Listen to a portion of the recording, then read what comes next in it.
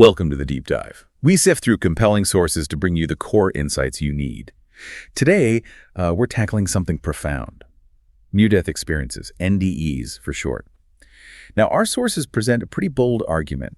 They say that these thousands of accounts, consistent accounts from people who've, clinically died and come back with vivid memories, well, they're causing a bit of a stir. Maybe more than a bit.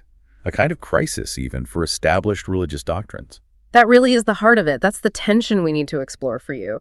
You have these modern personal experiences clashing with centuries-old teachings about, life, death, heaven, hell, the big questions. And the source material is quite direct. It suggests that religious dogma has, in some ways, actually misled the church's congregation, often by leaning too heavily on fear. Yeah, and it's important to frame this right. The sources aren't saying ditch your faith. Not at all. It's more about encouraging people to look beyond maybe overly rigid interpretations, to reconnect with what the sources call deeper spiritual truths. It's about authenticity, really. Driven by personal testimony. Okay, let's unpack this. So the first big collision point is how the afterlife is portrayed. The setting, if you like. Right. Because for a long, long time, many traditional teachings have painted a picture that's, quite severe, often fear-based. The source material documents this clearly. You often get this image of strict judgment, a narrow road for the few who get it exactly right. And the flip side, the implication of eternal punishment for the many who don't make the cut. Historically, that's been a powerful tool for, let's say, ensuring compliance. But then you stack that up against what people consistently report from NDEs, and the whole narrative just flips, doesn't it? It goes from judgment and scarcity to abundance and acceptance. It really does. They talk about this immediate, overwhelming feeling of unconditional love, total acceptance, and crucially, without condemnation. No cosmic courtroom grilling them on their sins or lack of adherence to specific rules. They often use words like returning home, encountering a divine presence that just radiates compassion, not wrath. That difference is just. It's huge. Yeah. If you've been taught God is primarily a judge tallying your mistakes, hearing that the divine presence only shows compassion, that must be utterly transformative. It is. And think about what that means for you, the listener. The source points out this stark contrast with those fear-based models that historically might have been used to control behavior, instill guilt, or maintain authority. NDEs seem to consistently point towards unconditional love and personal growth as the main themes. Morality isn't gone, but its foundation shifts. So if the core divine nature is love, then using fear as the main motivator starts to look, questionable. Which brings us neatly to the purpose of religion or spiritual practice. Exactly. We shift from where do we go to why are we even here? And our sources really critique how much some churches have relied on fear of hell, eternal torment, and divine punishment, using that fear as the primary engine for obedience, maybe even for things like tithing. It makes you wonder, though, why did fear become so dominant if the underlying reality, according to NDEs, is love? Was it just easier to manage people through fear?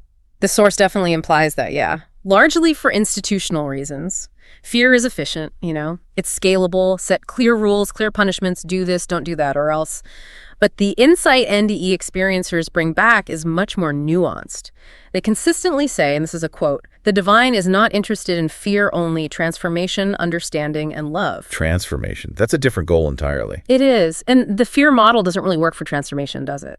True change needs introspection, personal accountability, maybe grace.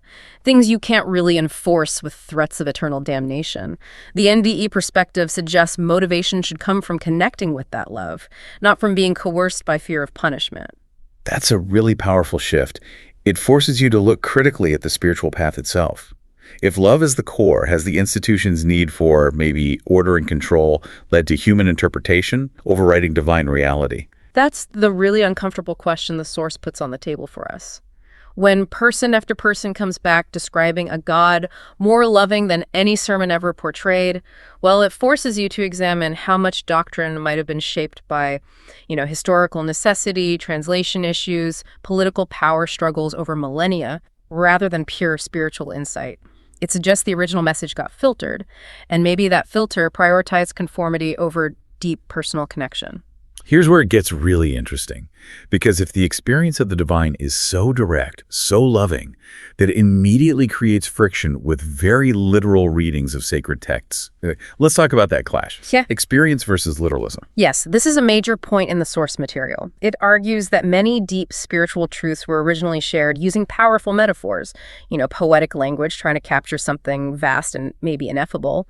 But over time, those metaphors got hardened into rigid facts. What was poetic insight became inflexible dogma. Can you give an example of that hardening process? Sure. Think about the idea of fire in religious language. In many ancient texts, fire symbolizes purification, intense transformation, even the consuming presence of the divine. It's a powerful metaphor. But take that literally, and suddenly hellfire becomes a physical place of endless torture. The source suggests NDEs often affirm the metaphorical meaning, like an intense life review, a purification through understanding while strongly challenging the literal, eternal punishment idea. And the NDE accounts themselves seem to point to a reality that's just bigger, more expansive than a strict literal interpretation might allow. Exactly. The reports consistently indicate the spiritual realm is more expansive than any religious text describes. They talk about consciousness continuing outside the body, and a key realization they bring back is that spiritual journeys are deeply personal, not one size fits all. They are fundamentally experiential. They lived it. It's not theory for them anymore. And that shifts the whole dynamic of authority, doesn't it? Right. If someone has had this profound, personal, transformative experience, their authority now comes from that internal reality, not necessarily from an external institution or text alone. Precisely. People return transformed. They often report being no longer afraid of death, no longer bound by dogma. This inner change makes them spiritually, more self-reliant. And frankly, that can be perceived as a threat by systems built on hierarchical authority. Which might explain the reaction. The sources note that often the institutional response is defensive, dismissing NDEs as mere hallucinations, demonic deceptions, or emotional illusions. It's almost a necessary defense, isn't it, if you want to maintain the traditional structure? The source offers a pretty clear analysis of why this happens. These personal, direct experiences bypass the established intermediaries. They threaten systems built around authority figures interpreting truth for you. If individuals can connect directly with the divine, what happens to the gatekeepers? The source puts it well. NDEs remind us that spirituality is meant to be lived, not just learned.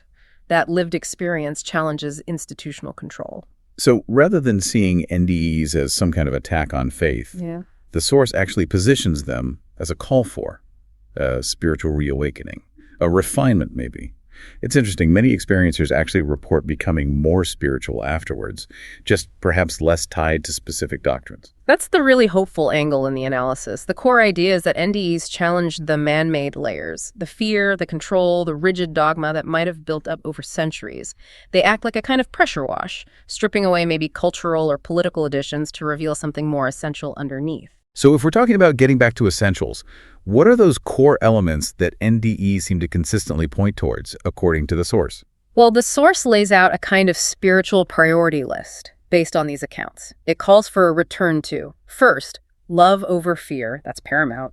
Second, compassion over judgment, seeing others and oneself through a lens of understanding. Third, personal connection over blind obedience, valuing that direct inner experience. And finally, spiritual truth, the lived reality over institutional tradition when the two conflict. It really shifts the focus, doesn't it? From outward performance maybe to inner realization. The source concludes that NDEs ultimately encourage a deeper, more authentic faith, one that aligns more with the heart of God rather than the policies of men. Yeah, it's about moving from just studying the map to actually taking the journey, embodying it. So what does this all mean? Well, the sources we looked at don't suggest NDEs invalidate religion. Not at all. They frame them more as a corrective lens. They shine a light on areas where doctrine may have misunderstood the true nature of the divine. They offer this large, modern body of consistent testimony that invites us, maybe even compels us, to re-examine our inherited spiritual beliefs. And the final takeaways, drawn straight from the source's conclusions, are pretty consistent. God, or the divine, is fundamentally love. The soul, consciousness, it continues. And that idea of judgment isn't about punishment, but more like a profound reflection. A life review filled with empathy and understanding, not condemnation. Ultimately, the message is that spirituality is just far more expansive than church walls can contain. It forces a kind of conversation, maybe an uncomfortable one, between tradition and this flood of personal experience from people who, literally been to the brink and back. Exactly. And that leads us to the final thought, the deeper question for you, the listener. If, as these sources argue, the divine reality is indeed far more loving, beautiful, and limitless than dogma ever allowed us to believe, then the question becomes personal.